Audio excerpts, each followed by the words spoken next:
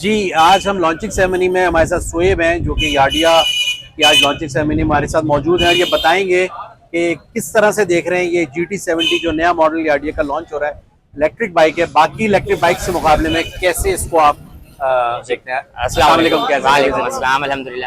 اچھا، first of all دیکھا جائے تو ہمارے یہاں پہ لوگ کہہ رہے تھے کہ زیادہ رینج والی ہمیں بائک چاہیے جس کی رینج جو اپ ٹو 200 کلومیٹر یا ابو 200 کلومیٹر. تو یہ جو یادیا کی GT70 سائبر ہے اس کی رینج ہے up to 250 kilometre. First of all اس چیز کے اندر اس کا فیچرز ہیں. پھر اچھا ہم دوسرے فیچرز کی بات کریں تو اس کے اندر کافی نیو ایڈوانس فیچرز آ گئے ہیں، جیسے کہ اس کے اندر بلٹ ان GPS آ چکا ہے جس سے آپ اپنی بائک کو ٹریک کر سکتے ہیں، لوکیٹ کر سکتے ہیں.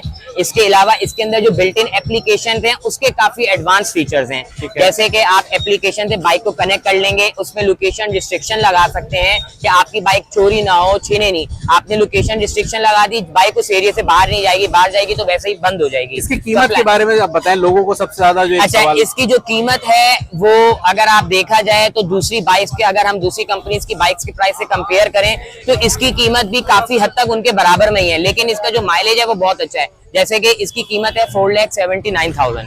ٹھیک ہے.